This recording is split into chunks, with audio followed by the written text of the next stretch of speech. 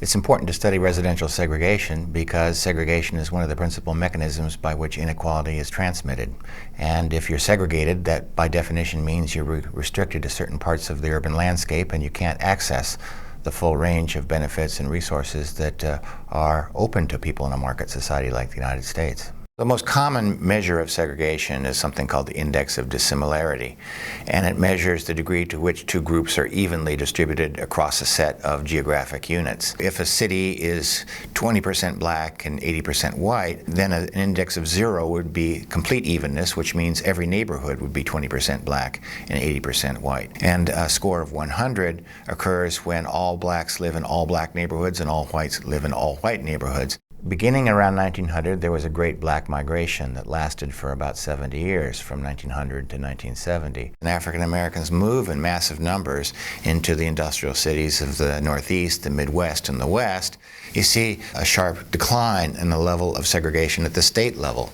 Basically, if you looked at a map, you'd see all the African Americans clustered in the former states of the Confederacy, and then in the course of the 20th century, black settlements spreading out to become nationwide.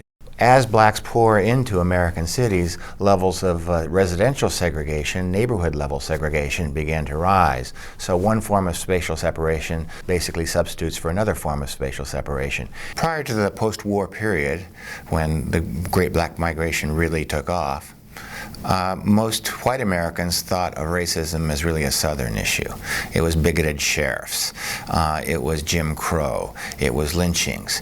And Northerners could think, oh, well, this is terrible, but this is not my problem. I'm not like that. Once the black population moves out of the South, race relations shifts to a national arena, and white Americans come face to face with their prejudices and their actual feelings about African Americans. The first reaction of white Americans was violence. They'd bomb, they'd firebomb, they'd lynch, they'd beat up people, they intimidated people, and culminated in the 1919 race riots, which swept northern cities and particularly hit Chicago hard. And in the wake of all the destruction of property, which is bad for business, the real estate industry adopted standards that basically institutionalized discrimination. One was discrimination in the rental and sale of housing, where people just refused to rent or sell to African Americans in white neighborhoods. The second was discrimination in mortgage lending, whereby banks would refuse to loan money to African Americans to buy homes. And finally was discrimination against black neighborhoods, where banks and other financial institutions would draw a line around the neighborhood and say, we're not going to lend to any neighborhood, any blocks within that line, and that practice was called redlining. The 1968 Fair Housing Act outlawed discrimination in the rental and sale of housing. The 1974 Equal Credit Opportunity Act outlawed discrimination in mortgage lending, discrimination against individuals based on race. And the 1977 Community Reinvestment Act outlawed discrimination against black neighborhoods so that you couldn't redline anymore. And since that time, we've seen steady declines in levels of black-white segregation. In 1970, things changed in many ways in the United States. The 1970s was the beginning of a new rise in income inequality that basically wiped out all the declines in inequality that were created by the New Deal. The other thing that happened was the return of mass immigration.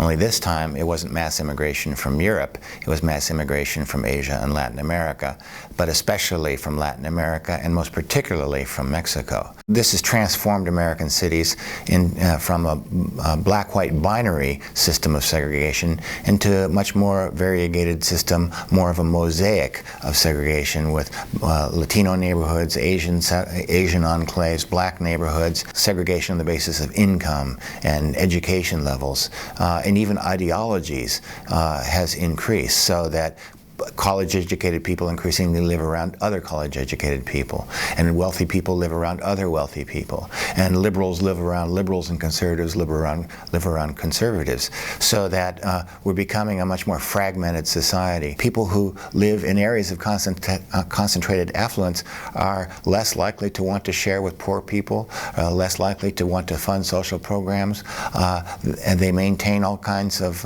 mythical beliefs about poor people, that they're poor because they're they're lazy, they don't want to work. They build up these stories to explain away the inequality and rationalize it for themselves. Now, historically, affordable housing has been dumped into already poor neighborhoods and just simply contributed to both racial and class segregation. But there's a better way, and that's through distributed affordable housing. You scatter affordable housing units more widely throughout affluent suburbs to give people access to the benefits and resources that the more affluent parts of American society already enjoy. The community benefits through greater diversity at no external cost for themselves. The people benefit by having a big stepping stone that puts them on a pathway to mobility and away from dependency. Levels of class and racial segregation will be reduced, and we become a more integrated, more equal society.